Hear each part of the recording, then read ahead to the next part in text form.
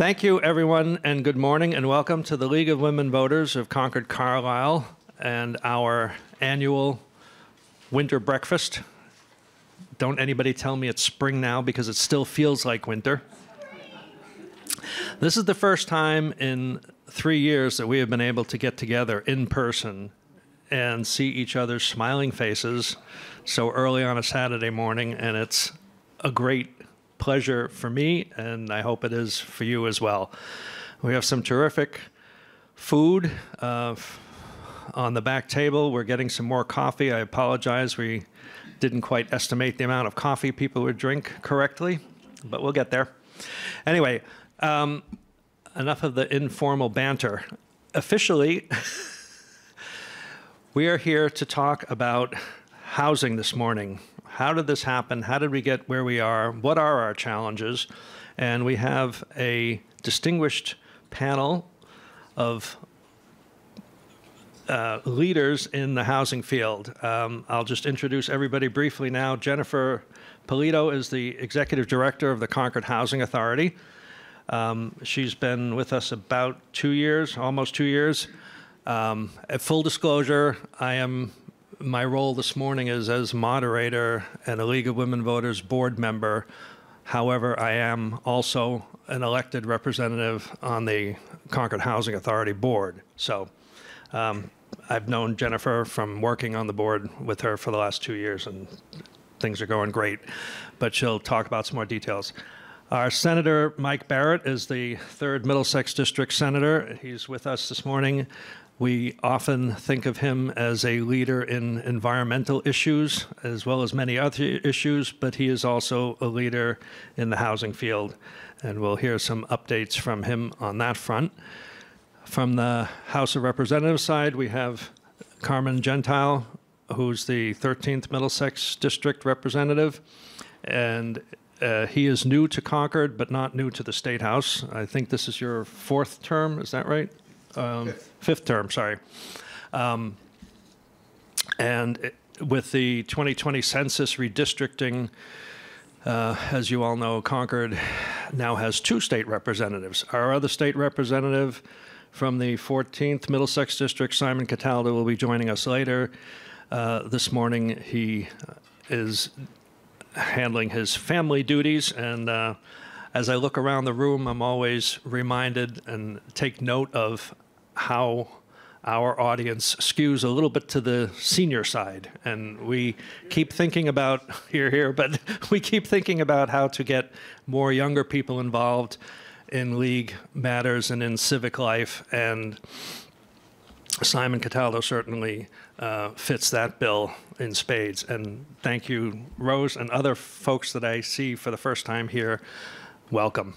And if you're on Zoom, welcome to the Zoom folks, and I'll give a shout out to Nancy Confrey and Linda Ziffrin, who are ably handling the Zoom function for those of you who are not in the room with us.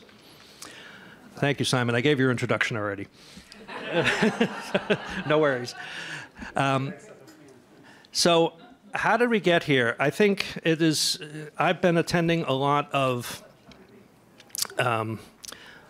meetings, discussion groups, forums, reading, trying to understand how we are in a situation that we're in. And the short answer takeaway from my perspective, and this is a little bit editorial comment, but what I've observed is zoning. We have set up in the suburbs around Boston and other parts of the country zoning that allows only single-family housing. And so if you set the rules of the game that way, it should be no surprise that that's what you end up with and nothing else. Concord is actually, surprisingly, relatively more diverse in terms of housing stock than some of our neighbors, because we do have apartments, we do have in-law apartments, we have carriage houses that have been converted, and barns and garages that have been converted to housing units. So we also have some up to 350 unit apartment complexes. So Concord actually does have a range of housing types.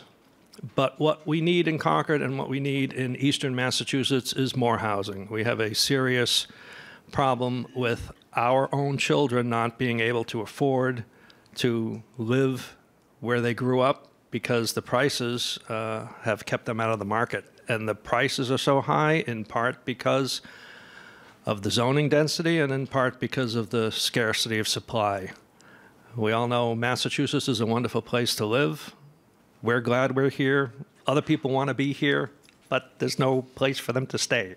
So that's the short answer of how we got to the situation that we're facing now, which is well and truly a crisis. We don't have enough housing, and we need to build a whole lot more. For folks who have had, who don't have the financial means to pay what passes for market rate around here, the Concord Housing Authority has been in existence since 1961, and Concord has been working to provide some limited amount of housing for people of more moderate means. And with that introduction, I will turn the podium over to Jennifer Polito. Thank you.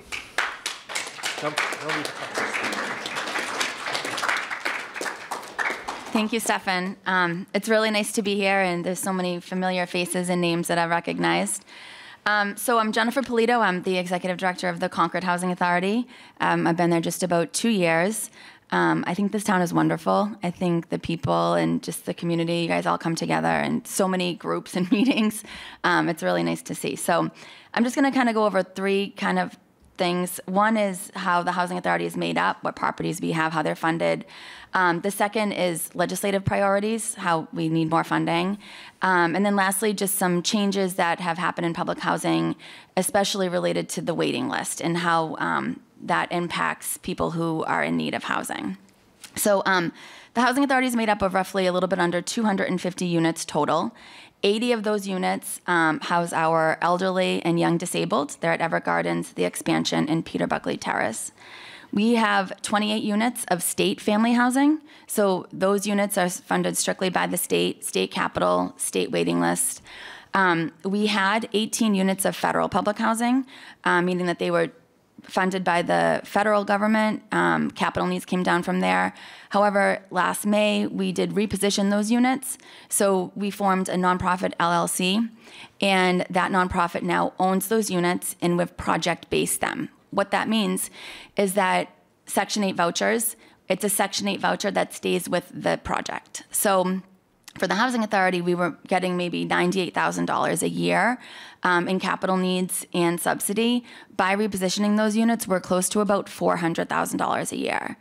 The difference is that HUD will no longer finance them. So let's say, there was a catastrophe and something happened in one of the units and we needed all new roofs. The Housing Authority is responsible for that and no longer HUD. We're only in our first year, so we are starting to make some money. It'll take a couple more years till I think we're fully, in a really good spot. But those funds now can also be used for other things that the Housing Authority might want to do, such as develop. We also have 6 local units, so those units are owned by the Housing Authority. They have flat rents, so you need to apply for them when one becomes available, and it's based off of a lottery that Liz Rust's office helps us with. So there's 6 of those units. 4 of them are just 1-bedroom units. One of them is a 2-bedroom, and the other one is a 3-bedroom.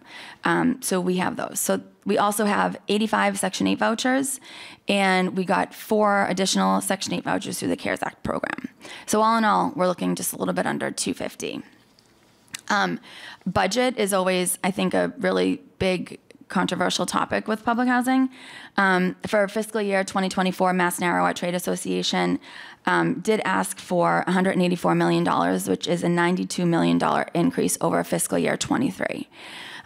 That is a large increase, and the governor's budget came out and flatlined our budget, which in a sense is a decrease in public housing funds. A couple of other just things, 50% of housing units throughout the state are 50 plus years old. So, I know specifically in Everett Gardens and the expansion, people could use new kitchens. We just recently did some baths. Peter Buckley's in great shape, but they're aging, and so we need to keep up with them. It's vitally important. Along with that, housing authorities have reported an average of 60% increase in maintenance materials and supplies. So again, with a flatline budget, we're really suffering. Just some quick statistics. The average unit for a subsidy in public housing is $180 per month. So that's what it costs the state to keep up with a unit. To home a family or an individual in a shelter, that costs $3,000 per month. And then for someone to go into a nursing home, it's $11,000 per month. So public housing is the most accommodable way to be financially responsible, but we're just having a hard time with funding. So that's a little bit of overview on where we're at funding-wise statewide. Deval Patrick, when he was our governor, he did set into place public housing reform. One of the main things that I think is like one of our most asked questions is the statewide waiting list.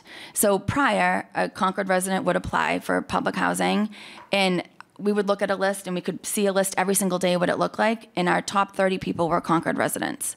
Now, I can only see a list once I go through the system and actually pull it, and if there's one Concord person on there, it's like a home run, but that's very rare. So the way it works, it's called the CHAMP Public Housing Waiting List, and you self-certify. So if you are self-certifying that you are homeless, you would go to what's called a priority 4. The problem is many people who are applying for these lists, they are having advocates help them, and they're applying to every single housing authority in the Commonwealth. So someone who might live in Falmouth is selecting, yes, I want to live in Concord, yes, I am homeless. So now they come to, based on date and time, they may come to the top of our list. We send them a packet. It costs us about $6 to send the packet out because it's this thick. They have 10 days to respond. If they don't respond in 10 days, they have another 10 days just as a grace period. But the people in Falmouth are probably not interested in living in Concord. So we just spent time, money with 20, 25 people that are actually not going to live in our community. So the amount of time that it takes for us to actually get someone housed is a lot. I have a vacancy at Peter Buckley right now that has been vacant maybe 4 months. It's ready to house someone, but because of the limitations on the CHAMP public housing waiting list, we're facing difficulty. Sometimes I've gotten this question asked a lot as far as the homeless shelter, and would we give them a priority? So it's a state waiting list, and so if they were to apply, they would be the same exact situation as someone who's in a homeless shelter or just homeless in general in another community across the state. So they wouldn't get a bump because they are homeless in Concord, unfortunately. The list is hundreds of thousands of people long. I think that just watching the news, I think we all know that homelessness we're in a crisis. And things like this, the capital needs and the waiting list, are preventing us from doing what we actually really need to do. One just other quick thing that I know the Housing Authority has been involved in the production plan. We've been excited about doing that and participating in it. There is a house at 365 Commonwealth Ave, and the property next to it was given to us, which was great. However, we couldn't come up with the funds to actually build a really small 2-bedroom unit there.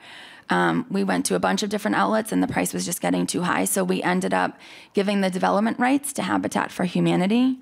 They are currently in the process of building that unit now, and then it will be for purchase to an affordable participant, which is an awesome thing. And working with Habitat has been great. There's also been conversations about a unit that we could build around 1031 Main Street, but we're finding a difficult time trying to just build one-offs and are not being able to do that. So we are trying, we understand the need, and we have a great board who's very enthusiastic about it and enthusiastic about me moving forward with some of these things. So hopefully I was able to give you a broad perspective of public housing and what we do. We have a great team, we have great residents, so I feel fortunate to be here. So yeah, thank you.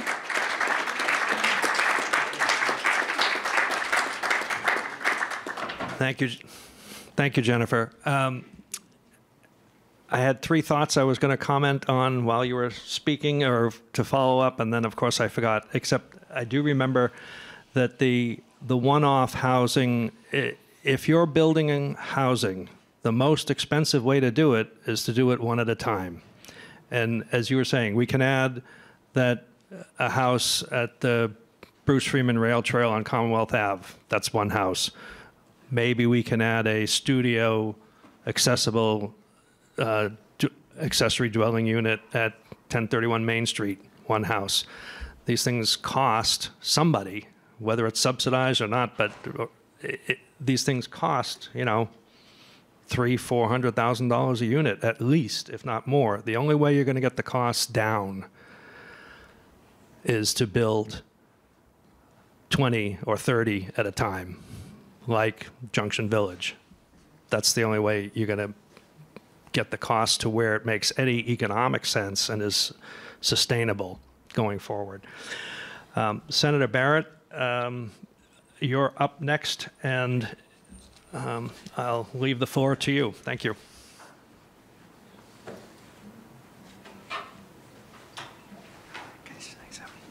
Well, thank you very much for having me. Thank you, Stefan. That's good. Appreciate that. Very happy to be here with my colleagues, Representative Gentile and Representative Cataldo, and with Jen, who just set the stage very nicely.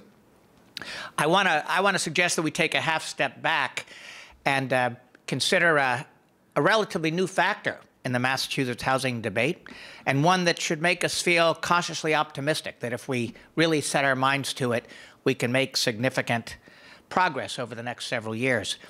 I can tell you, and it is true, the League of Women Voters, as Stefan pointed out, skews somewhat, well, into middle age, people like myself and you. And so we've been around for a while. And I can tell you, and I know the people in this room, many of you have been active in civic affairs for a long time. For most of our adult professional lives, as activists, I mean, the focus on housing has been on racial justice and diversity. We've been very concerned, of course, that the suburbs have tended to be non-diverse, very, very white. And that has brought the housing issue and the sense of urgency around it to a certain point. We've made progress emphasizing the need for diversity and appealing to people's understanding that in some way non-diversity is fundamentally un-American. And yet we've fallen short of the housing production we need. What's happened in the last several years, and I want to give credit where it's due, I have to give credit to our Republican governor, Charlie Baker, is that the set of perceptions has shifted, and in a dramatic way, although it often goes unacknowledged. For 40 years, for 50 years, ever since the 1960s, the focus on housing has tended to come from the progressive camp, and it has, as I say, focused on the need and the desirability, not to mention the justice of racial diversity. That's not where the conversation is today. It's changed in this way. Now the perception, and this is reflected in the most recent housing initiatives Massachusetts has undertaken, now the emphasis is on economic survival. Yes. If we don't find a way to make housing affordable to the whole range of us, people of color, white folks, people of low income, moderate income, and high income, we don't survive, not at least as a healthy economy. I don't need to tell you folks that it's extraordinarily difficult here to find somebody to put solar panels on your roof or to go into your basement to install a heat pump. It is very hard to find a home health aide, but it's also hard to find a doctor. Try finding a new PCP when yours retires, as she will, I guarantee, in the next several years. So we face a crisis in economic viability as a state. When we were young, we remember when Massachusetts was stagnant, really suffering. The 50s and 60s were hard times. We were not a knowledge-based post-industrial economy that oriented toward the future with success all but guaranteed. We were struggling. Today, there are harbingers indicating that we will start struggling again if we're not careful. The headlines, not just in Massachusetts, although they've been in the globe, but also in the Wall Street Journal, the New York Times, the Washington Post, is of people leaving Massachusetts. We're clustered with California as places that, for one reason or another, in our case it's a high cost of living, not a diminished quality of life, people are leaving. And as we know, they're decamping for Florida and Texas and the Carolinas, but also still for New Hampshire and increasingly Maine, where prices aren't quite as bad as they are in greater Boston. So this is no longer just a quest for fairness, although that motivates many of us. This is a quest almost not quite on the existential level of climate, but we're getting to the point where we will not survive unless we build more housing. Now, the good news is that there are many ways to get there. And Jen pointed out that publicly owned housing, controlled by a local housing authority, has been, in some ways, our oldest instrument for making social policy in this area, but there have since evolved many, many others. Most of the affordable housing and most of the housing, because remember, we're now accentuating the production of sheer quantities of units, not whether affordable or not. The new thinking is that if you can build housing in general, affordable or not, and this is the Charlie Baker perception, he didn't emphasize affordability, he emphasized quantity. That's what transit-oriented development is all about. It's building fundamentally market-rate housing, and because the economists will reassure us for the most part that if the sheer increase in the number of units will result in more affordable units, as well as, well, more people available to deliver our medical care, to install our clean energy instruments, to generally just enable us to live life as we know it has to be lived in this century. So if the focus is going to be on creating housing in general, we still have to be very supportive of public housing authorities. But now we need to watch the kinds of developments that are represented by what Mayor Wu's been talking about recently. Among other things, she has been talking about so-called inclusionary housing, right? That's where a developer of market-rate housing builds something new, but promises that a given percentage will be affordable. Now, these units aren't going to be managed necessarily by housing authorities. They're going to be administered by some combination of the private sector and the public. But the more housing the developer builds, the greater number of affordable units, because there will be a percentage set aside. Mayor Wu would like to increase that percentage over and above the routine, which is 10%.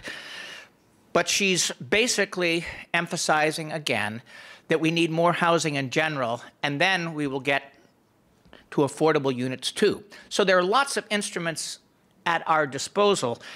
Charlie Baker's transportation-oriented development, which is a hot topic in Lexington, something that will be resolved, I think, the first week, second week in April. I know you folks are deferring consideration a tad. But transit-oriented development is of that new kind. The focus is not immediately on affordability. The question is on quantity. In the hopes, and we have to make sure this happens because it could go south on us, in the hopes that increasing overall quantity will also increase, inevitably, the quantity of housing that is not perhaps officially affordable. It's not necessarily reserved for low-income folks, but would be available to working-class families and middle-class families, people who do not qualify, as many folks in my district do, as prosperous, but who need to live here, who want to live here, but for the cost of housing. So transportation-oriented development does not mandate the construction of units. It mandates, actually, it falls short of that. It's rather a more modest step initially, but this should be reassuring to some. What it mandates is rezoning. It doesn't require that developers step into a parcel and make a decision to build. Rezoning permits building, of course, sometime over the course of years, but doesn't mandate any of it. So transportation-oriented development says, of course, that, as you know, that a town has to have at least one zoning district of reasonable size in which multiple unit dwellings are permitted as a matter of right. Correct? Permitted as a matter of right, not required. So it's a way to reset, which still assumes that the market could be quite deliberate in taking advantage of the resetting. It at least creates the possibility that there would be units built. And then, because Concord's been very forward-looking with respect to building permit fee surcharges proposed, and we have real estate transfer fee proposed, both two home rule bills Concord submitted that all of us are supporting. Because Concord wants to accumulate the money there, it could act once the rezoning were to occur, but inevitably the progress would be quite measured. So the messaging in Lexington is actually interesting, and I just want to leave you with this thought because I know this can be a hot topic. First of all, there has been a very sophisticated development of a set of white papers, very short. Each of them, when you print them out, is only 3 or 4 double-spaced pages, very digestible, very, very clearly written. This is, and I want to credit, there's a Lexington Cluster Housing Study Group, private citizens, town meeting members, or town officials, and this Cluster Housing Private Study Group has produced now 11 3- or 4-page white papers. And they've addressed everything that people would feel anxious about with respect to transit-oriented development, and done so respectfully. No assumptions made about the motivations of those who might have misgivings. Real, genuine respect around differences of opinions here.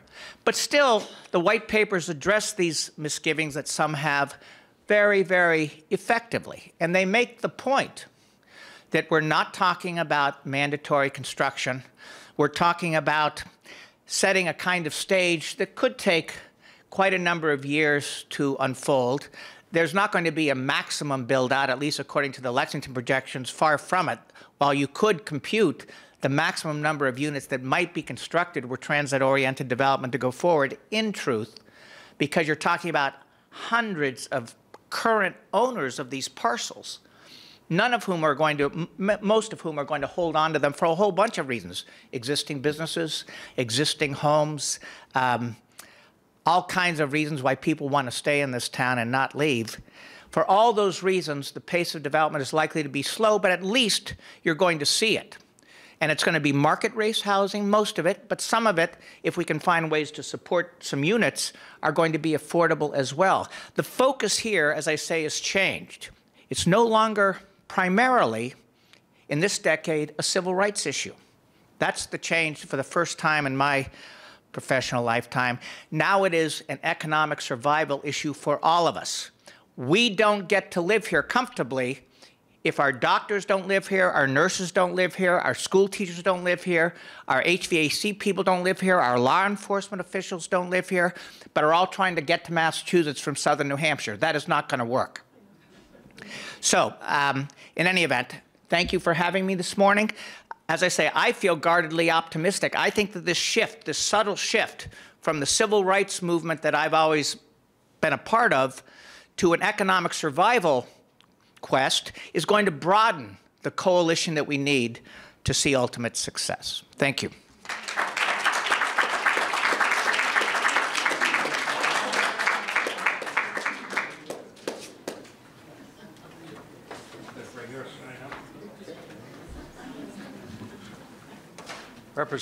Representative Gentile will be next. I'm still Stephan Bader. Thank you, Senator Barrett. I'm interested in those Lexington white papers. I think we could use them here in Concord too, because we have, last year at town meeting, we had a proposal for the thorough business district rezoning, which was not quite, that had been started like 2 years before the MBTA communities came out. It was supposed to be smart growth, transit-oriented, but not MBTA community compliant. It was an attempt to get design review and density at the same time. So increase the density, but not carte blanche with the design review criteria so that it would fit into other buildings and, you know, what fits in Concord today. It needed a 50% approval vote at town meeting because it was supporting multifamily housing.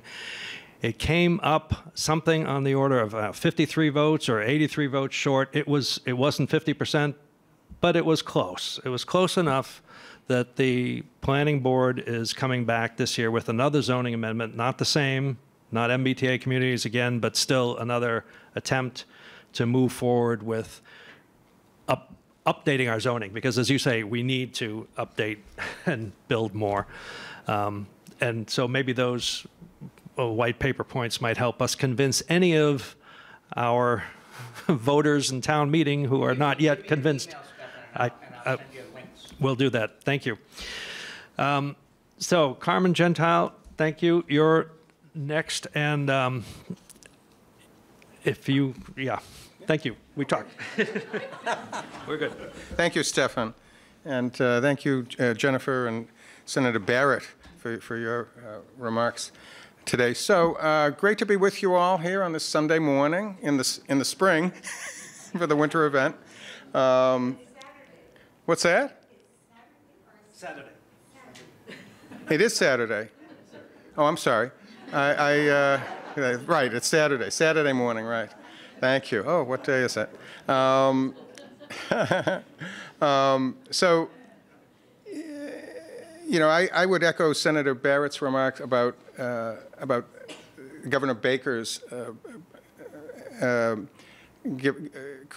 giving us the impetus to allow our zoning boards, our town meetings, to vote zoning changes with 50% rather than 2/3 in order to allow us to make important zoning changes that we need to make if we're going to have the housing that it's calculated that we need anywhere from 200,000 units or more in the Commonwealth to satisfy the need. And you know, most people, most of the state's population is within the 495 belt. There's certainly plenty of people that live outside of the 495 belt, but most of us live within that. And so a lot of those 200,000 units are needed right here in this area, in this greater area, greater Boston area. And I remember when Governor Baker first filed his legislation, which was unsuccessful that session, I was on the Housing Committee that session, and he came over to say hello to each of the Housing Committee members before the hearing began. I had already read the bill, and I liked it very much, and I told him so. And I'm glad to see that ultimately, it wasn't that session, but ultimately we were able to get that through. And I also am very impressed with Governor Healy's commitment to housing. You know, she, over a month ago, announced that she was having her staff make an inventory of each piece of property owned by the state in the Commonwealth that's vacant, each piece of vacant Commonwealth-owned property, and with that list annotated so that what are the pros and cons of developing housing on that property, so that when this is completed, she'll have a good idea where she can put some public housing. And I'm really very glad that the Senate and the House last session, last year, voted two different appropriations totaling $1 billion for the creation of housing, creation of housing also can be used. I'm sure we can allocate some of it to maintenance or to, you know, a lot of our housing authorities have properties that are in great need of updating the systems, the heating systems, the other systems. You know, in some cases they might find that it's less expensive to knock down some units and put up new ones rather than to bring the existing units up to code. But be that as it may, there's $1 billion there right now. Before we make any appropriation this year, there's $1 billion there for the Healy administration to allocate, and hopefully Concord will get some of that, and every city and town in the Commonwealth will get some of that. I'm excited that Monday the governor is presenting legislation to create a new office, an office of housing and livable communities. In the past, we had housing we had a Secretariat of Housing and Economic Development, and now we're severing those two because we realize, the governor realizes that we really have to focus on housing in the Commonwealth because of the crisis that we're all aware of and talking about today. And the State Administration and Regulatory Oversight Committee, which I'm a member of, will be having that hearing on Monday morning, and that's House Bill, what is it, House Bill 53. If anyone wants to make comments on that legislation, they can submit written comments by Monday at 5 p.m. to what have you. Too late to register to testify in person.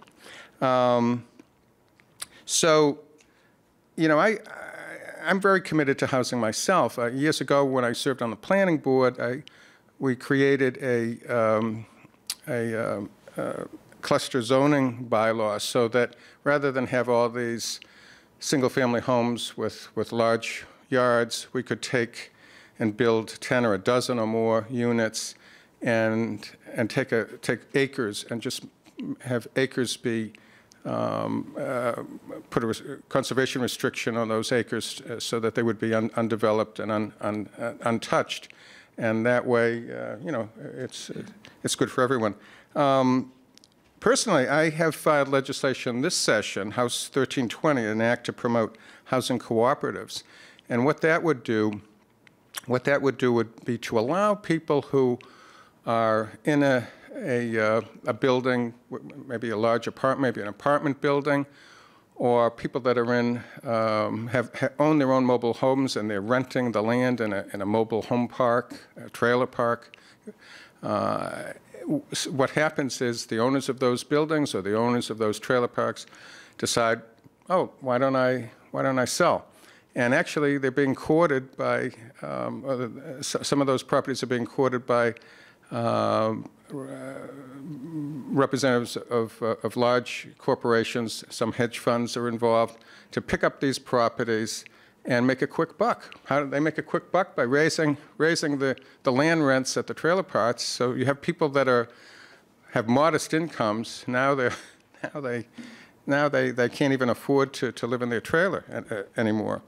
So I've got that legislation filed, and I'm hoping that it will move along. I modeled it after a bill that I was successful in getting through in the last session, which allowed the Office of Employee Ownership to have a permanent home and funding in the Office of Economic Development. There are a lot of businesses, over 167 that are owned by employees in the Commonwealth. Harpoon Brewery is one of them, and as a class, they outperform as far as profit is concerned their peers. And they also, of course, since it's employee-owned, the employees have better benefits and they're happier than others. So, you know, I'm thinking that with folks who are able to own their properties rather than pay land rent to a trailer park owner or own their apartments, so they effectively become condominiums. Well, they'd be cooperatives, but they own it. So they'll all prosper. So I'm hopeful for that legislation to get through. If not this session, next. I mean, it's always usually, not always, usually a multi-session effort. Also, you know, Concord has a housing trust. I saw Keith Bergman recently at a housing meeting here in this room, probably in the last week. Wasn't that long ago.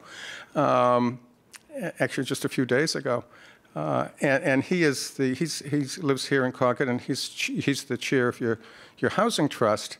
I'm the chair of the housing trust in Sudbury, and I'm really very much really happy to see the home rule amendments that Simon and I have to champion through the legislature, which will allow Concord to raise funds on an annual basis and use those funds to put up additional units of affordable housing.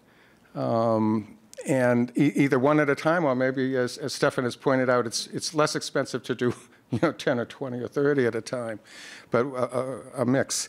So, I'm really happy to be with all of you today, and look forward to the discussion, and thank you for coming.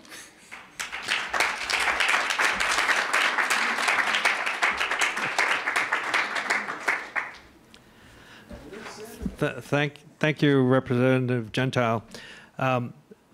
Concord used to have a trailer park. How many remember Walden Breezes? Right?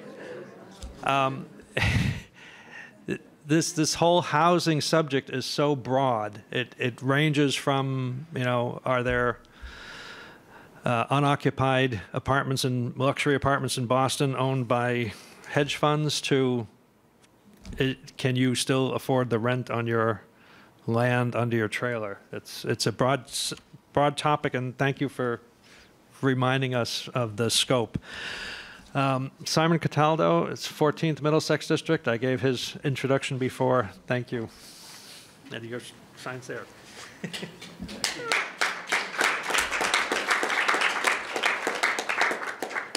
What did you say in the introduction? Anything good?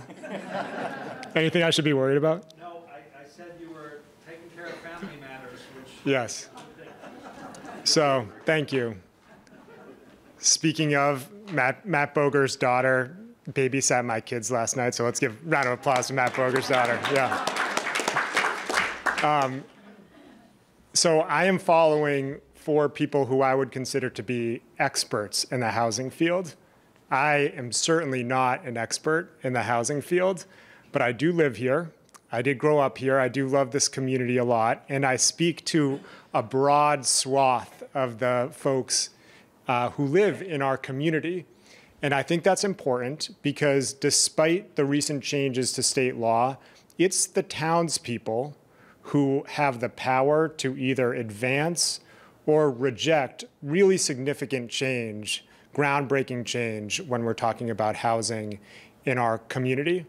And so as I look out at this group, I see so many familiar faces. You all are amazing people, but you're not necessarily representative of the ideological swath that will funnel into Concord Carlisle High School the next time there's a big decision about housing. I think we have one person, maybe 2, I'll include Matt in that group, in my generation that's in this room right now. And that's to be expected when when anything is about a specific subject matter. Of course, the folks who are already converted are the folks who are most likely to be attending an event like this. So I just want to take a little bit of a different approach and offer to you a few different arguments or talking points to your neighbors about housing, about why this matters. A few caveats. First of all, I've only been a politician for about 3 months, but so I don't really have kind of a consistent approach or ideological bent yet, but I would say that I think it's important when you're talking with folks about issues that can be controversial to meet them where they are. And that informs how I talk about this depending on who I'm talking to. The second is that it's really important not to commodify things like diversity and inclusion and equity. And at the same time, we have to make the case to people about what's in it for them. That will only get us so far, but it does get us really far, I think, in the area of housing, because in my opinion, for many of the reasons that were stated, especially by Senator Barrett, there's a wide delta between what's in the best interest of Concordians today and where we are with respect to housing. And I'd like to at least start by closing that considerable gap. So here we go. First of all, the days of writing your college essay about the time that you went to Costa Rica, lived on a beach for 2 weeks, and built a house for Habitat for Humanity are over. Those days are over. We are living in an increasingly competitive and diverse world.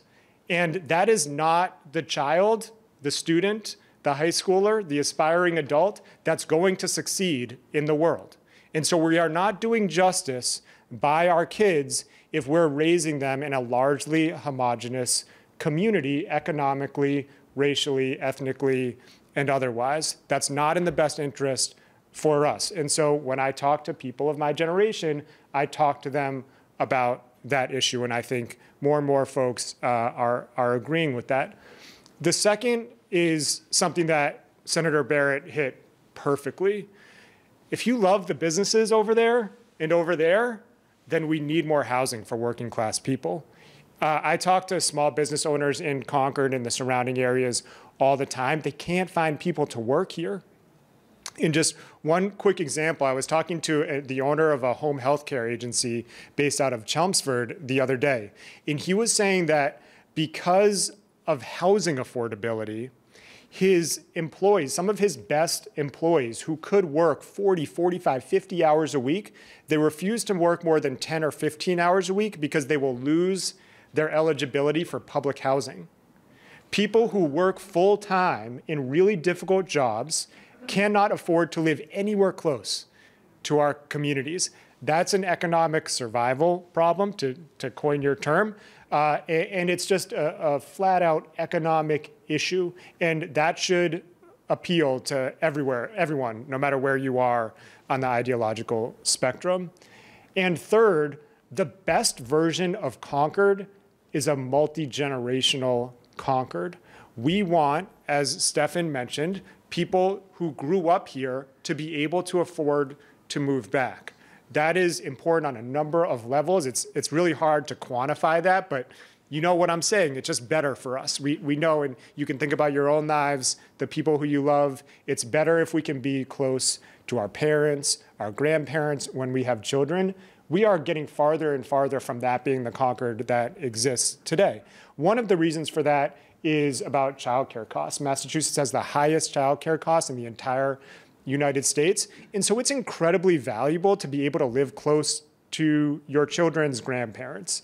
But there's barely such a thing as a starter home in Concord anymore. When I grew up in West Concord, there were a ton of starter homes where we've been peeling those back quite a bit, and that's a problem.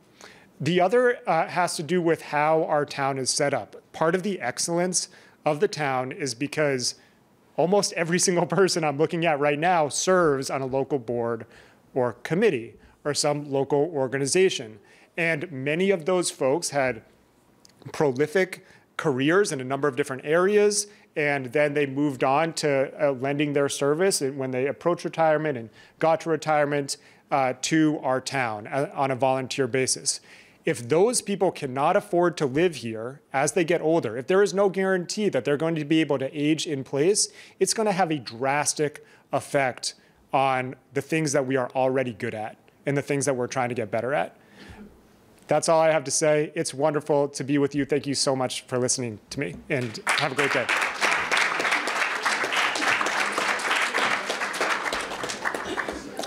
Thank you, Simon.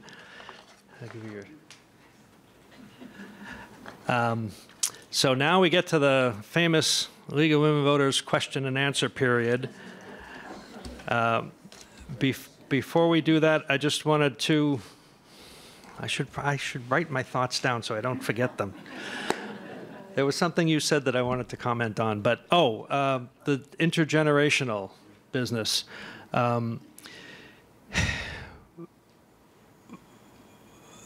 The Finance Committee had a meeting the other night, and one of the Finance Committee members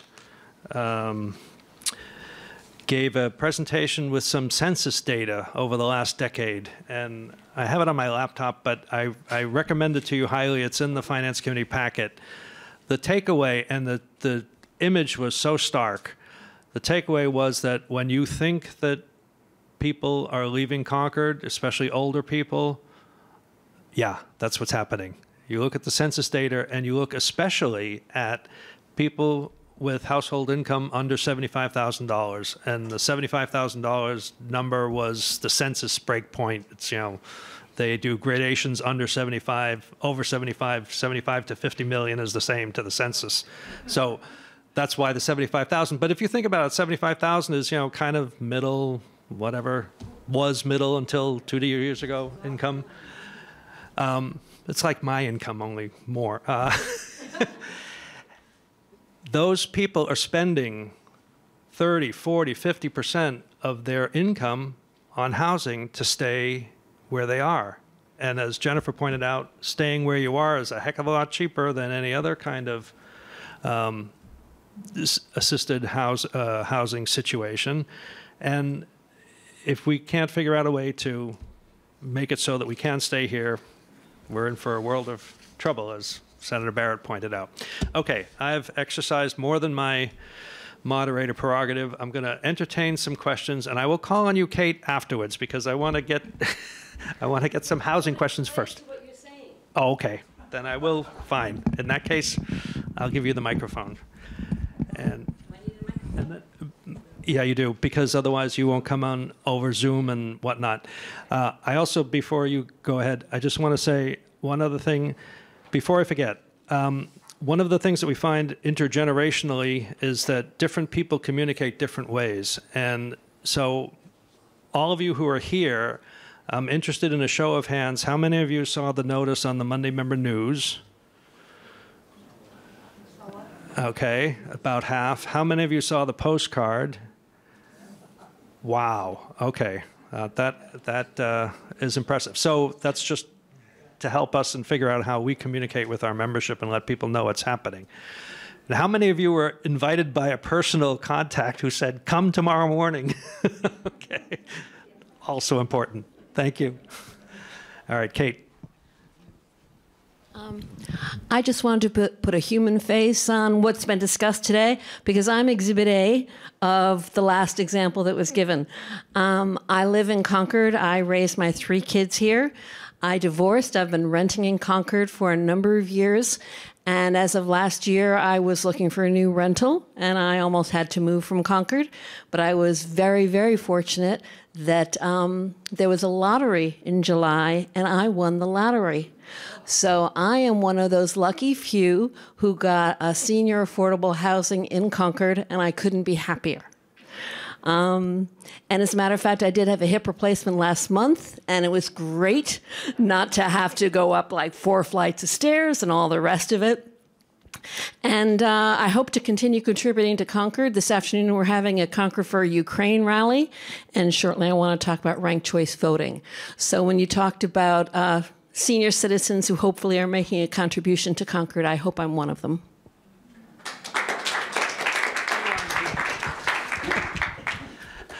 Carlin has her hand up, and then I see Janet. We'll go to you after Carlin. Thank you, Stephen. Carlin Reed. We've been talking about creating more units of affordable housing, which is extremely important. But I also would like some information from Jennifer or whoever else on the panel can help this with maintaining those affordable units. So they're not just affordable, but also decent affordable units. Okay, so it's an excellent question. I think as far as maintaining our state public housing, that's coming down from the governor's budget. If we do build more affordable housing, my impression from the state is they will not add more public housing to our stock. They will maybe invest in affordable housing, purchasing, and they could be owned by a nonprofit. So if an LLC, if we own the nonprofit, we then would have to start building funds. We wouldn't have any subsidy given to us. Those. The market rate. So you've got 10%, 15%, then are affordable as a condition of constructing the entity to begin with. Those units are going to be maintained just like the for-profit market rate units. There isn't going to be a distinction. Ideally, at least by design, the idea is to let the affordable units become a part of the larger community of units without there being singling out, discriminated against. And for the most part, I think that works as an approach.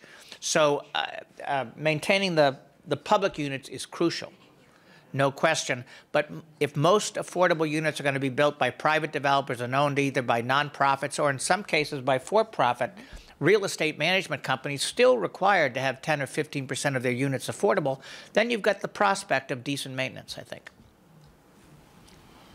Okay. Thank you. Janet?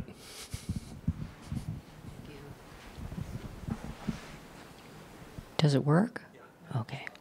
Yeah, I would put a plug in for maintenance because if you maintain it and keep it nice, it's a lot easier than, or a lot cheaper than trying to rebuild it later. But maintenance isn't as sexy, and people often don't want to pay for it. Another observation is that heat pumps are cheaper than fossil fuel to run. I think Senator Barrett said they cost like what, less than 2% or like 1% different in public housing to install heat pumps rather than fossil fuel infrastructure? Okay. Yeah. Okay. I remember you mentioned that at some previous talk. But the thing I wanted to mention is so often we want to make changes in town having to do with housing or virtually anything, and people say the character of the town will suffer. You know, it's all about, we hide behind town character to prevent all kinds of things. So I would really like to see a lot of vigorous pushback on that, because I've come to the thought that the town character is based not just on what happened in 1775 or the four authors or the Concord grapes, but it resides in the character of the people. And if we have if the tax rate gets so high that people only come in to take advantage of the school system and then leave right away, you don't have people investing their time and energy in the town, which, you know, a lot of you folks do. So I have come to think of that as a town character issue. And so we need affordable housing, which some people will say that they can't. The Throw District rezoning issue that came up last year comes to mind. So I would like to see a lot of pushback.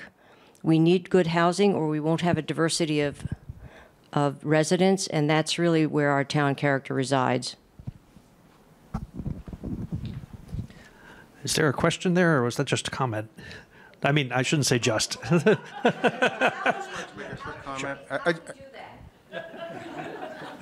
Now, I just wanted to make a quick comment on, you talked about heat pumps or, you know, getting away from the fossil fuel. And in this room earlier in the week, a Concord resident approached me and told me how he had reached out to a company that was putting in these heat pumps, and they wanted to spend $18,000 to install their heat pumps in his home, a modest home, just 1,500 square feet. So they said, well, you know, you'll get $10,000 back from the government, so your net cost will be $8,000. Well, he didn't want to do that. So what he did was he bought one heat pump for a little less than $4,000, $4,900 and change. And then he did that a year ago, and he showed me he has gas heat. His gas consumption was reduced by 77%. 77%. So, and also, just to pass it along, I mean, I've heard from talking with a lot of people that it's really more cost-effective to have individual, you know, room units. I mean, the room unit might take care of more than one room, but room units rather than a central system.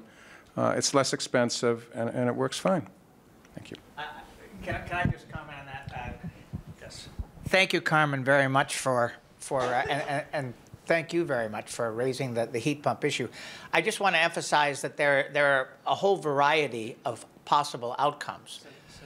There are a variety of possible outcomes when one considers installing heat pumps. Representative Gentile is absolutely right. Sometimes the best approach is effectively a hybrid system where you retain your fossil fuel system as backup.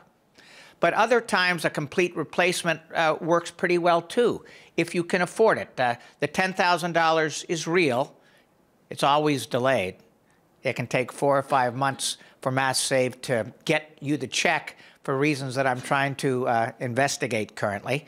But the check does arrive. That $10,000 does come back to you. There are now federal credits, thanks to the Inflation Reduction Act, passed during the first 2 years of the Biden administration. So you now get an additional $2,000 effectively off your federal taxes. And so you should rely on the Concord. There's a Concord organization, an offshoot of Mass Energize. If you were to Google Mass Energize, one word, you would find the Concord affiliate. They're a source of great advice. They can enable you to figure out whether hybrid makes sense or whether a complete replacement makes sense. As it happens, and Concord should be pleased with this, abode management. How many of you are familiar with abode?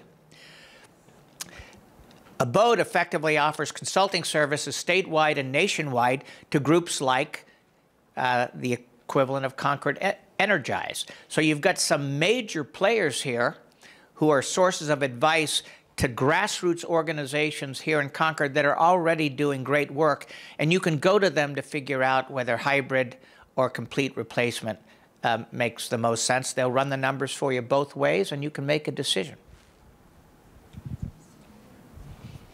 I'm looking for more questions. I see Pamela. Anyone else after Pamela? Mark. Okay. Pamela. I like the idea of forming nonprofit organizations to actually build and maintain housing. Don't call it affordable housing, just housing. Because if there's more housing, the housing will be cheaper, period. So that's what a free market does. And the cost of changing to a heat pump needs to be considered on the life of that unit. And that means you get to save an unknowable amount of money because you're not using fossil fuel. Plus, you get to save all of the externalized costs of the entire fossil fuel infrastructure, from drilling to piping and things that are very expensive that the individual homeowner never actually pays for. And the contractors, I have my friend Nicole Palmer, she recently is going to put in a heat pump, and she got over $10,000 of a different bids from different companies. And the one she went with was not only cheaper, but also better. Don't just assume that the bid you get is the best. It requires. So is there a way that we can mandate in our zoning that they are built with heat pumps, all electric buildings, since we cannot have a flourishing community if we don't do that? Actually, Concord's already doing that, Pam. Yeah. And you're a leader, and I want to communicate. I want to congratulate you. Are we going to be one of the 10 communities? Yes. The regulations have to. So Pamela's referencing an area where Concord deserves a lot of credit. In the 2021 climate bill, 2022 climate bill, we did 2 in 2 successive years. We created a demonstration program in which 10 communities in the state had to queue up, basically, and tell us that they wanted to be pioneers. And the pioneering step here is to give the community the option of requiring that all new construction and gut rehabs be all electric. Concord, to its credit, was one of the 10 to step forward, Pamela, and they did this by submitting their home rule bill to do precisely this in a timely way. The regulations to launch the program are due by June 30th of this year. The state, in order to ensure actually careful data gathering, right? Because we need to learn from Concord's leadership. Lexington is one of the 10. Lincoln, Massachusetts is one of the 10. Acton is one of the 10. But Cambridge a major city is also one of the 10. We're going to learn a lot in terms of not only the construction costs of a new home that doesn't have to include a fossil fuel heating system, but also the operating costs, basically the electric bills and the heating bills that you pay month to month. We're going to use Concord and Cambridge and a lot of communities in between as test cases so that we can be very smart as we think about extending this trend statewide. So yes, we're going to go there. This is for new construction only. No mandates on those with current systems. But it's an important step forward, and I congratulate all of you. But if we fall under the 10% affordable, will we be still eligible for this? Because we will when the... Yes, you will, because I happen to have written this particular section of the statute. And I knew you were going to say this. No. So what I did was define the 10% as of a date certain. It happens to be December of 2020. There's a PDF, probably still up, that enabled me to see whether, as of that date, Concord had satisfied its 10% requirement. That's the threshold you have to meet. You made it. Don't fall below it. I mean, just because in general that would be an undesirable outcome, but it won't affect your eligibility. Thank you. We're looking forward to participating in that survey. Mark, you had a question? Thank you. Hello. Thank you, everybody. I'm very concerned that too narrow of a focus on zoning as the magic wand to really improve diversity of housing stock is doomed to failure. I think we need to talk about the economics and sources of funding. Because, for example, I have, many thoughts on this, but if you say that the only way to get a legally affordable defined single unit is to build 4 to 10 deluxe luxury units, given the natural tendency of private developers to maximize profit, where are you going to find the space for enough affordable units? Plus, doesn't that actually incentivize the non-construction of housing in the missing middle? In other words, you're going to get the luxury, you're going to get a lot of luxury, you're going to get few affordable, et cetera. Before moving to Concord in 2007, my wife and I lived in Somerville for many years, a short walk from Harvard Square. Before that, we'd gone to college in Cambridge. We really missed the diversity there. We go into Cambridge at least twice a week. Tanya's there right now at Harvard at a conference. And I really want to see Concord develop the diversity of economic and all kinds of diversity. I appreciate what Simon said very much about the need for community to be multi-generational and multi-background, multi-economic status. And I think that what Representative Gentile said about cooperatives is very important because we need these other ways of funding things. And I also think tax reform is something to consider. If the people who are the most economically privileged in the state want the state to succeed, they should be able to give 1% more for affordable housing for all of the people who do all the actual hands-on work. Thank you. So I'd appreciate any comments one way or another. Did you want anyone to comment? Anyone who wants to or not. Anybody want to comment on?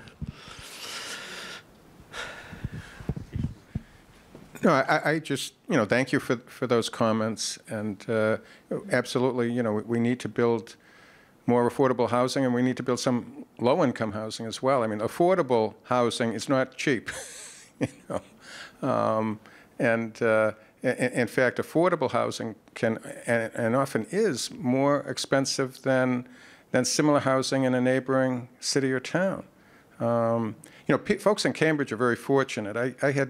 I got together with some friends last night. One of them lives in Cambridge, and I was talking to him last year. He's lived there for many years. His modest home is assessed at $1.2 million. And I was shocked when he told me what he paid for real estate taxes. I live in Sudbury, and the real estate taxes there are somewhat similar to real estate taxes in Concord.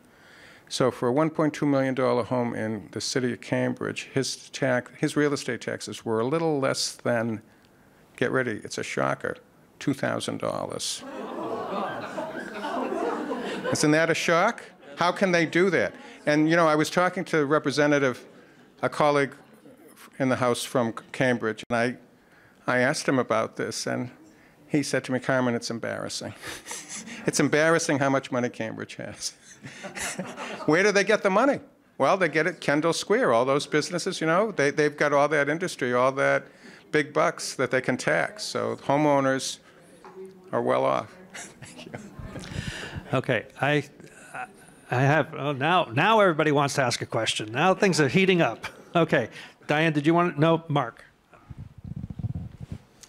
Hi, thanks for doing this. It's really great. I wanted to pick up on one of the things that Simon mentioned, which is we as the town are employers here in Concord. And as a department head trying to recruit for employees to come and work for us as the town of Concord, I observed directly that they were commuting very long distances, sometimes over an hour, in order to come to jobs that we are looking for 1 hour response times for. That equation simply doesn't close, and the carbon footprint of it is not sustainable either. So we do need this housing in Concord in order to support our ability to attract a workforce to service our municipal needs in Concord. So that's just one. And the second one, and I think this is primarily a question for Jen and maybe Stefan, I'm curious if you could expand a little bit on the relationship financially for capitalization and operations for the Concord Housing Authority with the town itself and what those opportunities are. I think some of us have the sense that the Concord Housing Trust is going to be able to maybe build units and turn them over to the Housing Authority for operations, but you alluded to the maintenance budget. I took a look at the Concord Housing Authority maintenance budget. I don't know what the values of the properties are, but from serving on the Finance Committee, I remember what it cost us to renovate Peter Bulkley, and it was pretty substantial. So my initial impression was there are vastly insufficient funds, and I meant insufficient funds, for maintaining the properties that we do have. So what are the prospects for that support, and do you have some ideas about how we might address that? Thank you. Thank you, Mark. While I'm walking to hand the mic to Jennifer, I'll say that what I'm aware of is that the maintenance is part of the budget that the state approves, and that's where you were just referencing asking for more money. Yes, exactly. So that's also a good question. So the state properties are funded through a capital fund through the state. Recently, with ARPA, we did get a substantial amount of ARPA funds throughout the state. So the Housing Authority got allocated, I think maybe like $65,000, which these days doesn't go very far. And there is room for more ARPA funds for capital needs, but clearly not enough. If the Housing Authority was to, receive some type of a property and looked for us to manage it, we would have to come up with our own budget in order to do that, which is mainly from rents. And, before we would accept a development, it would probably have to be in great standards so that we would be able to save some money until a maintenance issue had come up. Like our federal properties, those are funded federally, state is funded state. The 6 local units that we own, those rents are collected, and then so we've built up a surplus. So for instance, we just, on one of our 2-bedroom local units, had to spend close to $20,000 on a whole new system, but we had been saving for many years, and so that's where that money came from. I know CPC has some money, but I'm sorry. Was it a heat pump? It was a heat pump. And I think, it's really just about coming up with some type of budget. CPC is really just for like building new housing. I know other towns have given to that. I'm also a board member of the Norwood Housing Authority, and their CPC gave them like $400,000 to replace windows. So people are just trying to be innovative. Diane? Thank you, Jen, for mentioning CPC. I'm the chair of the CPC here in Concord. And were we to receive a grant, and of course I cannot speak for the committee, I can only speak for my own instincts, but were we to receive an application because it's for affordable housing, and we've done wonderful things with existing affordable housing, helping put new windows in, helping fix roofs, all sorts of things. So I suspect that would be a welcome application. So thank you very much. Thank you. That's great. Thanks. Okay. Yes.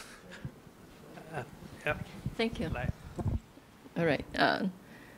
So thank you for this discussion. So my questions come out of ignorance, and I'm very happy to learn about housing and all the issues locally. So one is very basic question. What is the definition of affordable housing? That's one question I have, because there's public housing, then there's the McMansions and so on, but I'm not clear on what is the definition of affordable housing.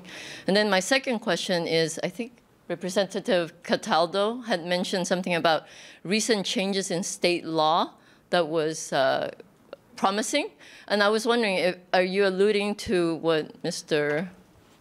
Gentile said about the recent Charlie Baker zoning changes for approval from 2/3 to 50%? Is that what you're referring to? Oh, okay, okay. I just wanted to understand if that was the case. And then Representative Gentile had mentioned about the need for 22,000 housing units in the 495 belt. And I wanted to understand, what is that?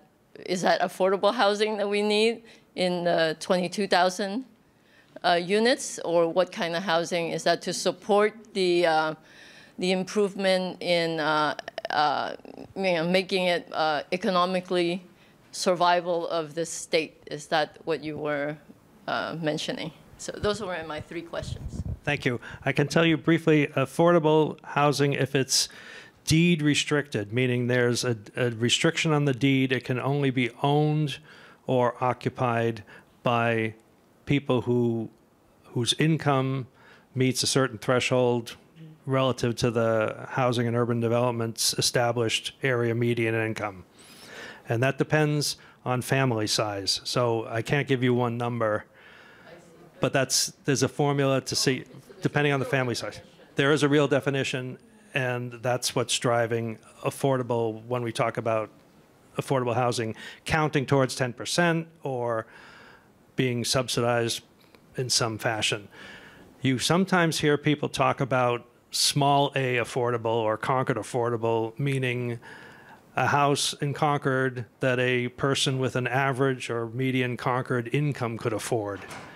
So now you're looking at a different income scale. Obviously, you're looking at different house prices, but it's where our kids can't afford to live here. They got out of college, they've got a decent job, but they can't afford to live here because the prices are so high. But what the representatives and we've been talking a little bit, when they've been talking about housing and supply, it means everything. When we're talking about affordable, it usually means deed restricted. Thank you, Stefan. And to really, make it clear about this affordable.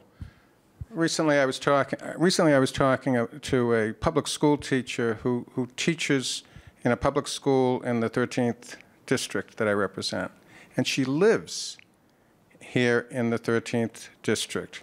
Right now, she is renting a unit for herself and her two school-age children. She can't afford to buy a house anywhere in the district. So a unit that the Concord Housing Trust puts together or the Sudbury Housing Trust puts together, she could buy one of those units and live in it with her children. And that's affordable. A school teacher can't touch any of the housing in the district, in Concord or otherwise. And I think you might have, it was 200,000 units we need in the whole state. 200,000. Some folks feel we need 300,000, but no one in the discussion has talked about needing less than 200,000 units for the whole state. And I'm just pointing out that it might be 80% of the people in the Commonwealth live within the 495 belt, and the other 20% outside. But I mean, we need housing everywhere, but we really need it. Most of the housing's needed within the 495 belt because that's where we live. And unfortunately, the number of people living in Western Mass, out by the border with New York and Vermont, and has decreased, so that when we did the census, when the federal census came out, you know, and we redistricted, folks who were representing districts in Western Massachusetts, their districts moved east because they didn't have enough people, I mean, to pick up the people, so it's evenly distributed. Yeah. Thank you. Thank you. The 200K is for affordable housing. No, all housing. All kinds of housing. All kinds of housing. So, Can I add something, Stefan? Yeah, sure. Thanks. I think we may risk getting confused a little by focusing on formal definitions of affordability. And they do vary, right? Deed restricted is one way of thinking about a definition, but actually there are dollar cutoffs promulgated by the feds. So a definition might be 80% below the median household income for the federal standards metropolitan statistical area, definitions of that sort. But we're talking now about something else, not official affordable housing, which fundamentally is focused on trying to help out the folks who are in the lowest 20% of the income bracket effectively. Now we're talking about our kids and grandkids and professionals who aren't going to ever qualify for affordable housing. Affordable housing is not the important threshold really anymore.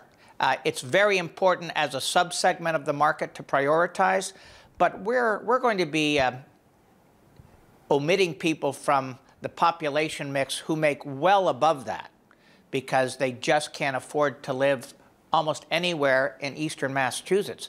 So the name of the game, and again, I want to give some bipartisan credit here. Republicans as well as Democrats, moderates as well as liberals would agree with this. The name of the game here is to make sure that working class and middle class families who will never qualify for affordable housing can nevertheless afford to live within reasonable proximity to where they work here in Massachusetts. That's the new focus. It's more fluid. It's more frustrating in some ways because it's not susceptible to a hard and fast definition, but it's really where a lot of our policy thinking has to go. You know, thank you, Senator, but I want to point out there's a difference when we talk about low-income housing. That's one tier. Affordable is another tier. So I'm talking about middle-class people with middle-class jobs. I'm talking about a teacher in the Marlborough Public School, you know, living in a community and not being able to. I'm talking about definitions of affordable, except fluid definitions that have to do with what I can afford in this particular market in Massachusetts. That's not a federal or even a state definition set in law typically. That's just where can my kids live?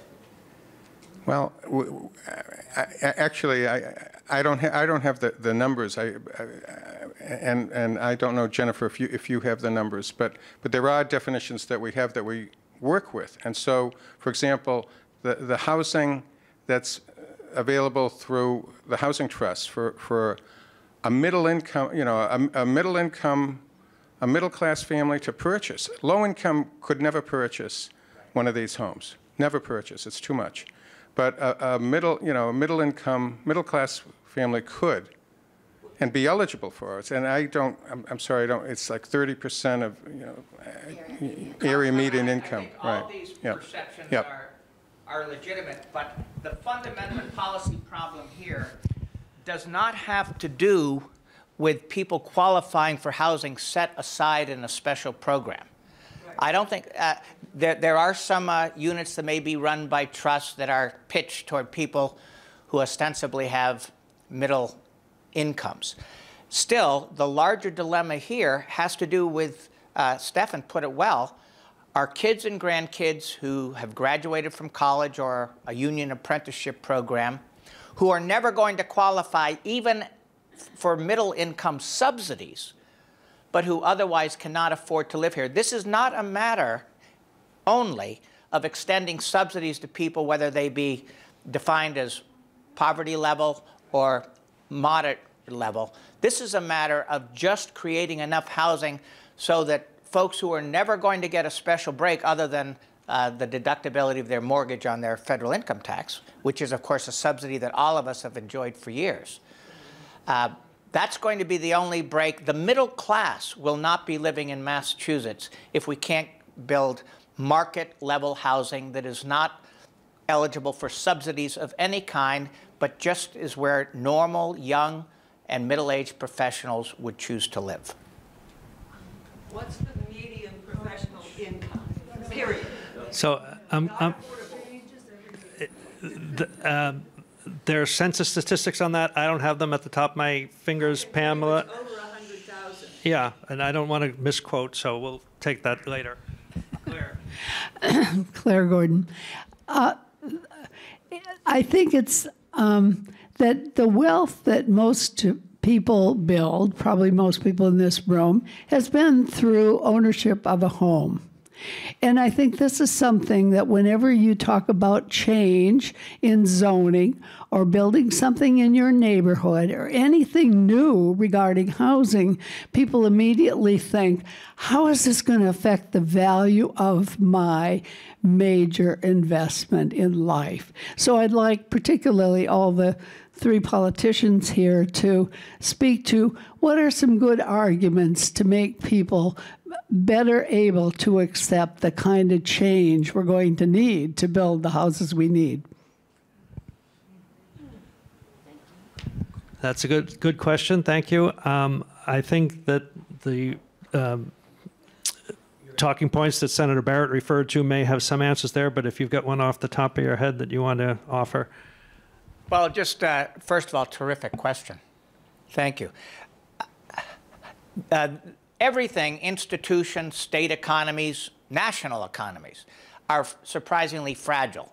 Nothing lasts forever. We've all lived during eras in which housing values were depressed in Massachusetts. Jobs were not particularly available here. Folks did not want to live here. And we could see, because anything is possible, we could see those times return. What we're talking about is, in a sense, among many other things, is protecting property values. If too many people decamp for the South or for more affordable states, then the property value of your home in Concord goes down.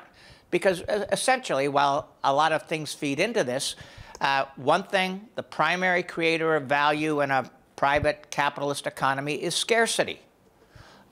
An imbalance between supply and demand. There is currently a great deal of demand for housing here because we have a healthy economy and people would like to live close to where they have been able to find work. If the economy goes south, demand is going to go down.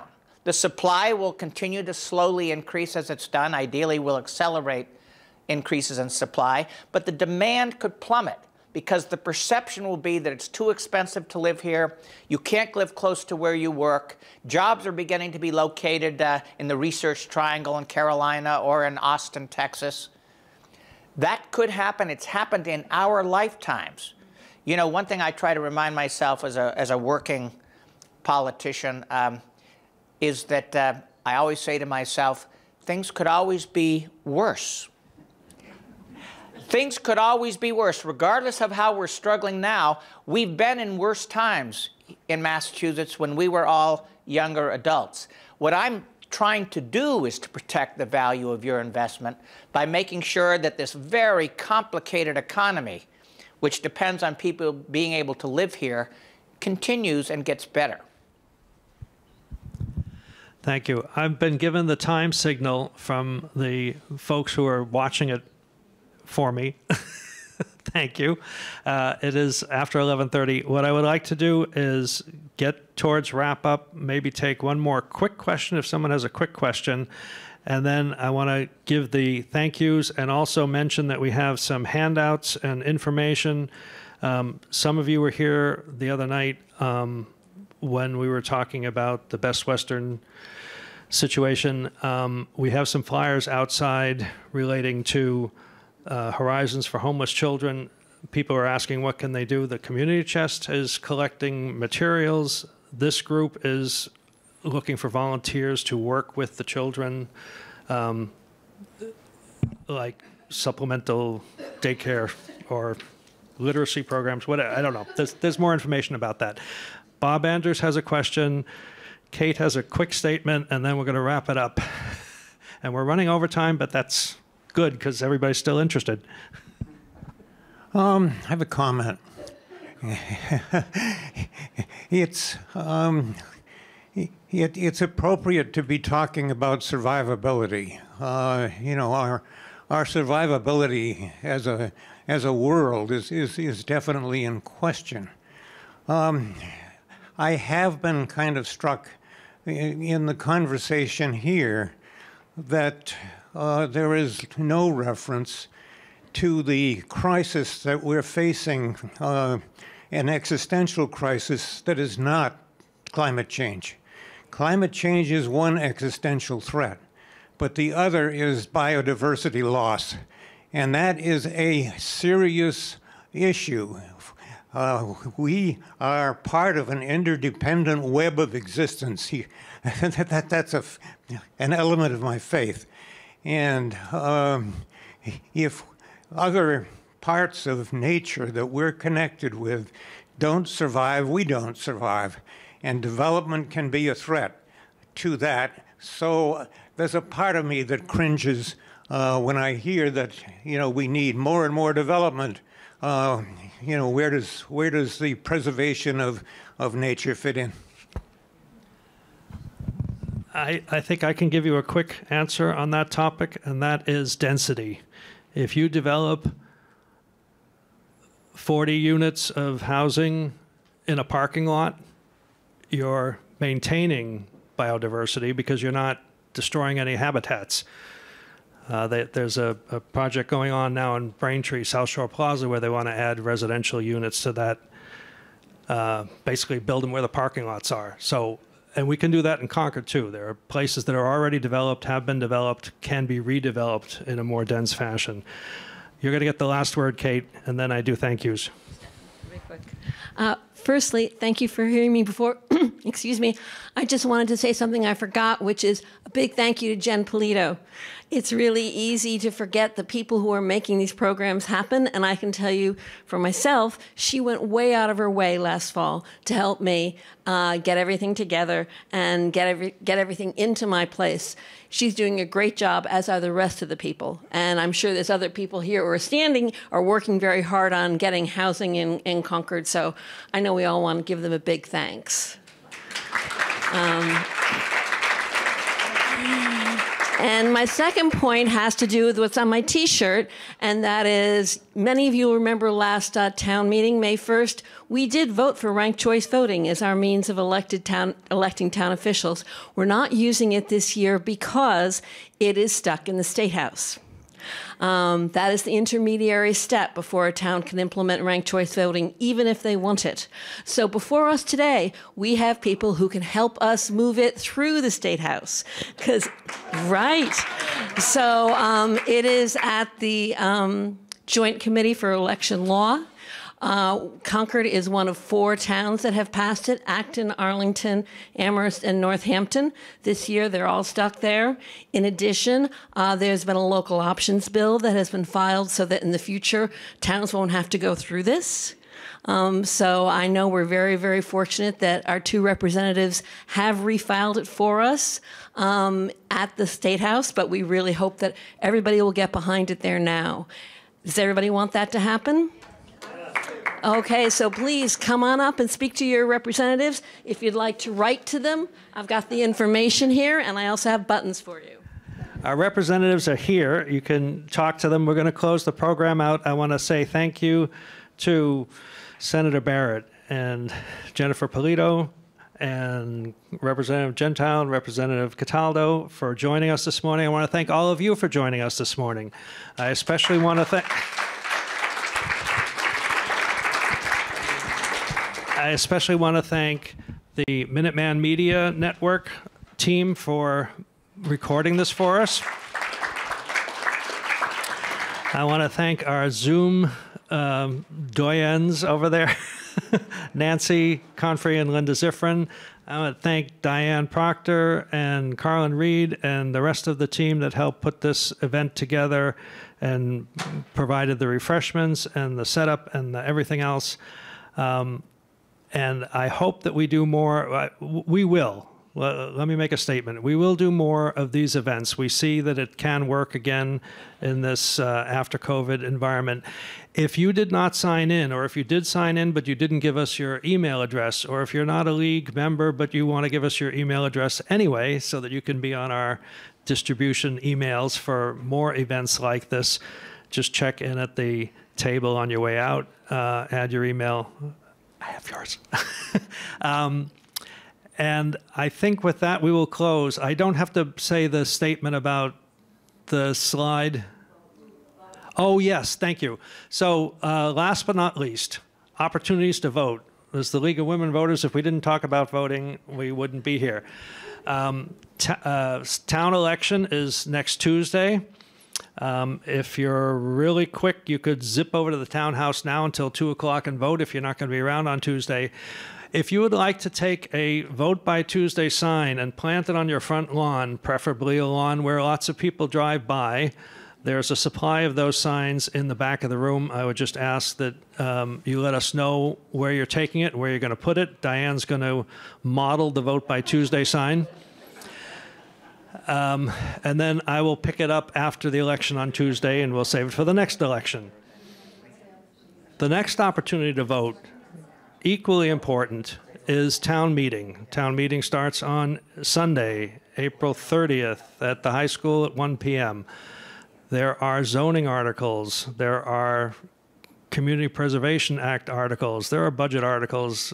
You know the drill. I'm just reminding you, and I'm reminding you, if you know anyone who can vote, is eligible, they're a citizen, they live in town, who for some strange reason hasn't registered, they have until April 20th to get on the voting rolls, and then they can participate in our unique and treasured and much loved tradition of town meeting. I think that's all the public service announcements for now. We have food left. We have time to socialize. We have time for you all to, and we have coffee. We have more coffee. And we have a chance, if you're quick, to say a last word to our representatives on their way out. I apologize. I need to go to Lincoln, Massachusetts, so I'm going to have to. Okay. Thank you, Senator Barrett. Thank you, everybody. Have a good morning.